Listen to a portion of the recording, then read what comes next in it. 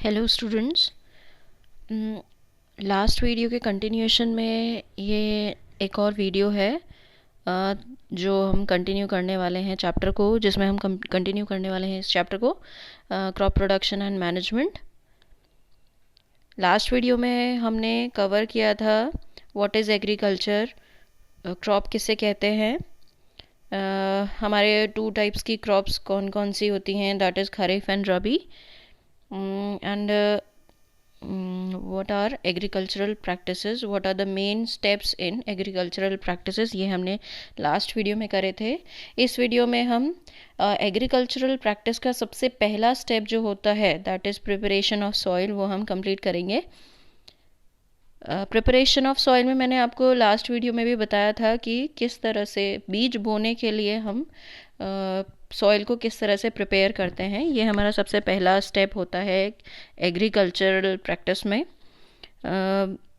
It is the first step before growing a crop. One of the most important task in agriculture is to turn soil and loosen it. इसमें क्या करते हैं हम, ये जो भी हमारी सॉइल होती है उसको सबसे पहले लूज़ किया जाता है, ठीक है। और किसकी हेल्प से लूज़ किया जाता है? प्लॉग की, हल की हेल्प से, जो हल होता है हमारा उसकी हेल्प से उसको लूज़ किया जाता है, ठीक है। लूज़ करने का मेन रीज़न ये है कि जो रूट्स हैं प्लांट की वो इजीली सॉइल को पकड़ सके, पेनिट्रेट कर सके सॉइल के अंदर। ये इसका मेन रीज़न होता है। लूज सॉइल रूट्स को ब्रीद करने में हेल्प करती हैं। अब सॉइल जो है वो लूज़ होगी, लूज़ मतलब आपने देखा होगा कि कोई भी प्लांट बोने के लिए हम मिट्टी की गुड़ाई करते हैं। सबसे पहले तो मिट्टी को एक जैसा बनाना होता है हमें। उससे क्या होता है, मिट्टी बुरबुरी हो जाती है, ठीक है। तो वो जो एक जो बुरबुरापन होता है मिट्टी का, उसी को कहते हैं लूजन सॉइल। वही हमारी कैसी होती है, लूज सॉइल होती है, ठीक है। उस लूज सॉइल में क्या होता है, एयर, उसके सॉइल के पार्टिकल्स के बीच में एयर स्पेसेस होते हैं, ठीक है। वो हार्ड, सबसे पहली बात वो हार्ड नहीं होती है। हार्ड होगी तो उसमें स्पेस भी नहीं होगा, तो एयर भी नहीं आएंगे। तो लूज सॉइल की मदद से जो एयर है वो रूट्स तक पहुंच पाती है, ठीक है, ठीक है ना। और जो रूट्स हैं वो इजीली पेनिट्रेट कर पाती हैं, ग्रो कर पाती हैं ज़मीन के अंदर। ये लूज सॉइल का सबसे बड़ा फ़ायदा होता है। अच्छा, इसके अलावा एक हमारे जो लिविंग ऑर्गेनिजम्स हैं, कुछ ऐसे लिविंग ऑर्गेनिजम्स हैं जो इस काम को करने में हमारी मदद करते हैं। जैसे आपने सुना होगा फ्रेंड ऑफ फार्मर, ठीक है। फ्रेंड ऑफ फार्मर किसको कहा जाता है? अर्थवॉर्म को। तो अर्थवॉर्म क्या करता है? अर्थवॉर्म जो है मिट्टी को लूज करने का काम करता है, ठीक है। वो मिट्टी में रहता है, उस मिट्टी में जो जो भी मटेरियल है उसको वो खाता है, और जो और वॉर्म कास्टिंग की फॉर्म में वो हमें उपजाऊ मिट्टी हमें देता है, और वो बिल बना के रहता है उसमें मिट्टी में। तो उससे क्या होता है, मिट्टी जो है ऊपर नीचे होती रहती है, सॉइल का जो रोटेशन है वो होता रहता है। तो इसलिए जो होते हैं, वो जो मिट्टी होती है वो कैसी होती है, वो लूज रहती है अर्थवॉर्म की प्रेजेंस की वजह से। इसके अलावा हमारे माइक्रोब्स होते हैं सॉइल के अंदर, बैक्टीरिया हो गए जैसे कुछ, तो वो बैक्टीरिया क्या करते हैं, वो भी सॉइल के लूजनिंग में हेल्प करते हैं, ठीक है। जैसा कि आप यहाँ देख सकते हो, यहाँ पे लिखा हुआ है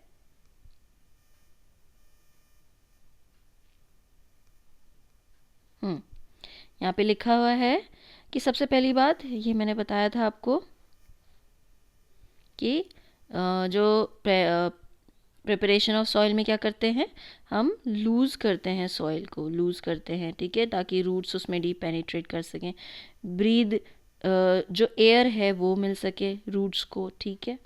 तो ये उसका कौन से माइक्रो ऑर्गेनिज्म, कौन से ऑर्गेनिजम्स हैं जो हेल्प करते हैं लूजनिंग में? अर्थवर्म हो गया, माइक्रोब्स हो गए, ठीक है, ठीक है। इसको और अर्थवर्म को, इन्हीं माइक्रोब्स को और अर्थवर्म को फ्रेंड्स ऑफ द फार्मर्स कहा जाता है, ठीक है।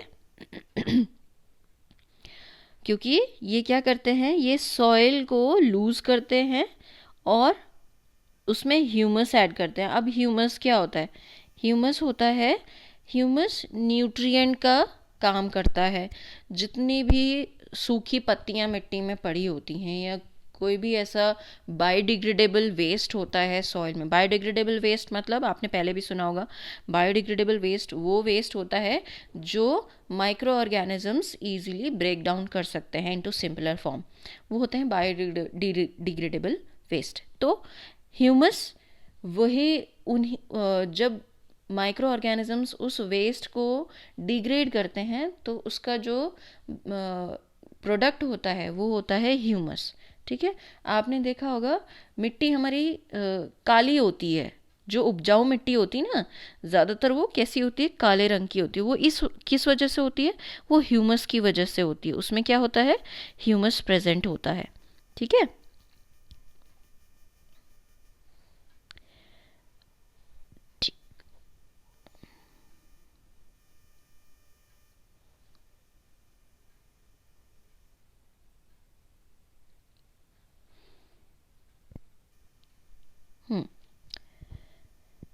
इससे क्या होता है? क्योंकि उसमें अर्थवॉर्म है, ह्यूमस अर्थवॉर्म क्या करता है? उन्हीं लीव्स को, उस वेस्ट मटेरियल को वो खाता है और किस में कन्वर्ट करता है, कर देता है? ह्यूमस में कन्वर्ट कर देता है।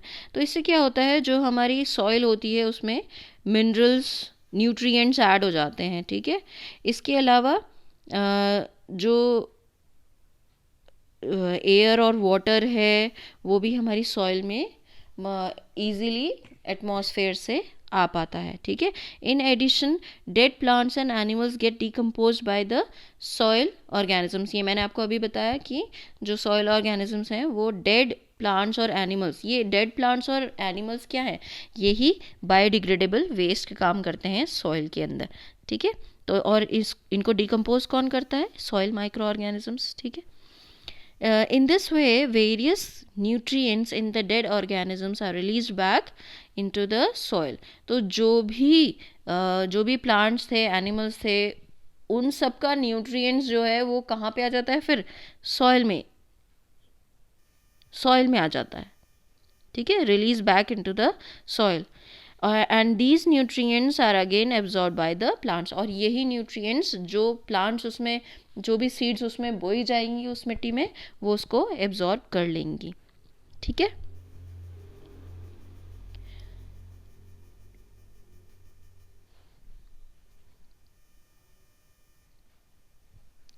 इससे क्या होता है? इससे इन सब से क्या होता है? एक तो हमारी सॉइल जो है वो लूज हो जाती है, उसकी टर्निंग हो जाती है, मतलब मिक्सिंग हो जाती है, और इसमें जो है न्यूट्रिएंट्स आ जाते हैं। ठीक है, जो सॉइल की जो टॉप लेयर होती है, ज़मीन की जो सबसे ऊपरी सतह होती है, उसमें न्यूट्रिएंट रिच सॉइल आ जाती है।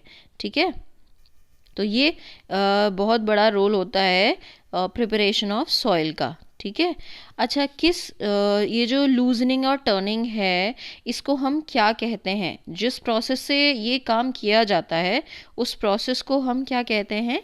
The process of loosening and turning of the soil is called tilling and what? Ploughing. Tilling and ploughing. This is done by using a plough. मैंने बताया था प्लॉग का इस्तेमाल करते हैं। प्लॉग किसका बना हो सकता है? या तो वो वुड का बना हो सकता है या फिर आयरन का बना हो सकता है। If the soil is very dry, अगर मिट्टी जो है बहुत ज़्यादा ड्राई है, जैसे कोई एक लैंड है वो काफ़ी टाइम से उसमें कोई फसल नहीं हुई है, तो वो कैसा हो जाता है? वो बहुत ड्राई हो जाता है। तो उसमें पहले क्या किया जाता है? वाटर, जुताई से पहले, खेत जोतने से पहले उसमें पहले पानी लगाया जाता है। ठीक है, उसके बाद उसकी जुताई करी जाती है। The ploughed field may have big clumps of soil. उसमें जो जब प्लॉग किया जाता है उस हार्ड सॉइल में, तब उसमें से बहुत बड़े बड़े डले, क्लम्प्स मतलब डले, वो निकल के आते हैं। उनको क्या कहा जाता है? उनको क्रम्स कहा जाता है। ठीक है, और इन क्रम्स को ब्रेक करना बहुत ज़्यादा ज़रूरी है। Levelling the field is beneficial for sowing as well as irrigation. अगर हम उस खेत की लेवलिंग नहीं करेंगे ना, उसको एक जैसा नहीं करेंगे, तो वो बेनिफिशियल नहीं होगा बीज को बोने के लिए और सिंचाई के लिए, इरिगेशन के लिए। ठीक है, तो लेवलिंग करना बहुत ज़रूरी होता है।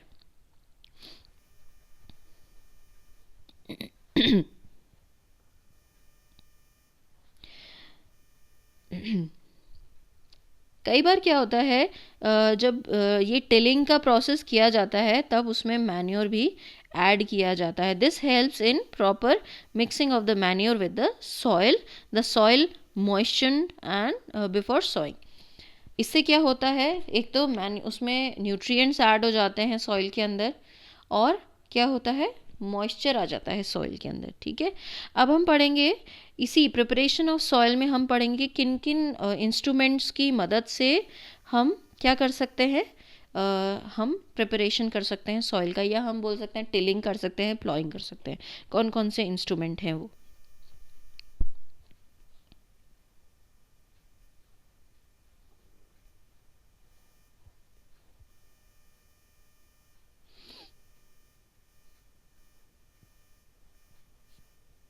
देखिए यहाँ पे हमारे पास 3 टाइप के इंस्ट्रूमेंट्स होते हैं. 3 टाइप के इंस्ट्रूमेंट्स होते हैं. पहला कौन सा है, प्लॉग. ठीक, पहला है हमारा प्लॉग. सेकेंड है होय. ठीक है, इसको बोलते हैं होय. फिर उसके बाद है हमारा, नेक्स्ट है हमारा कल्टीवेटर. तो अब हम इसके बारे में एक एक करके पढ़ेंगे कि ये एक्चुअली है क्या. सबसे पहले आता है प्लॉग.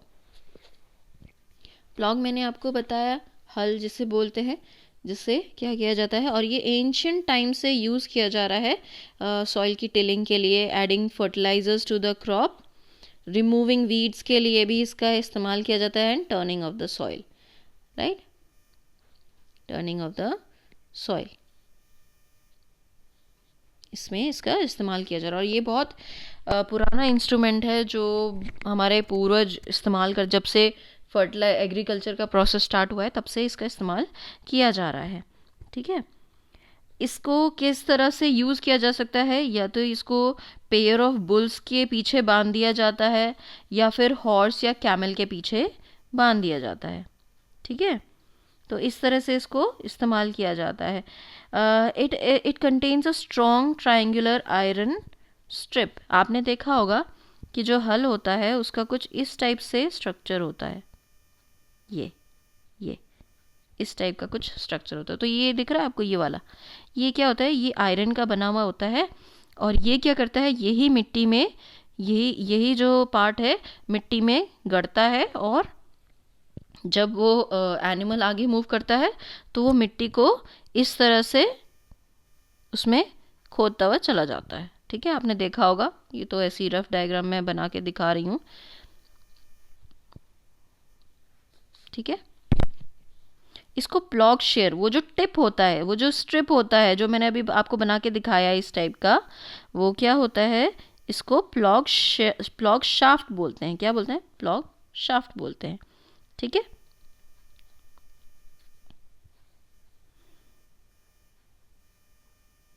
और उसका जो दूसरा पार्ट होता है, the other end attach to the beam which is placed on the bull नेक.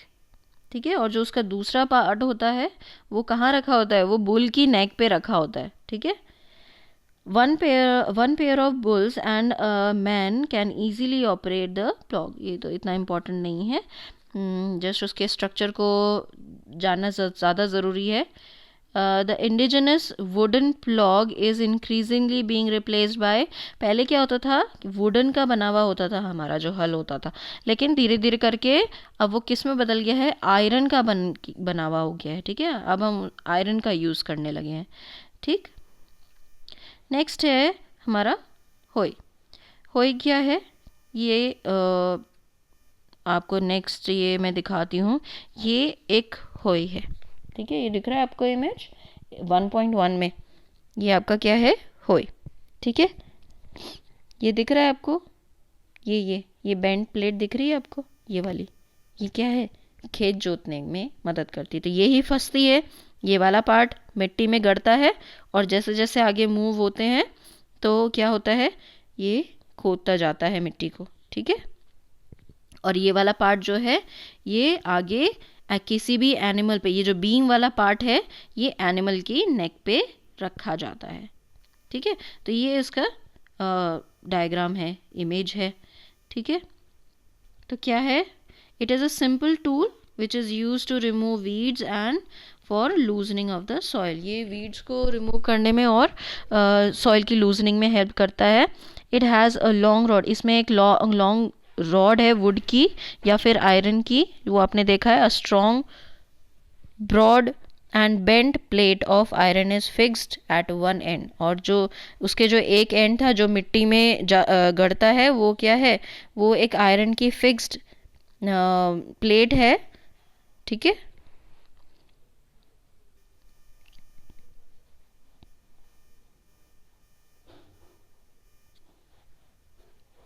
और वो जो प्लेट है वो किसकी तरह काम करती है, ब्लेड की तरह काम करती है। And it is pulled bye, उसको कौन खींचता है, एनिमल खींचता है, ठीक है। तो ये आपका हो गया होय। नेक्स्ट है आपका कल्टीवेटर। कल्टीवेटर क्या है, cultivator nowadays ploughing is done by tractor driven cultivators, ठीक है। आप यहाँ इमेज में देख सकते हो कि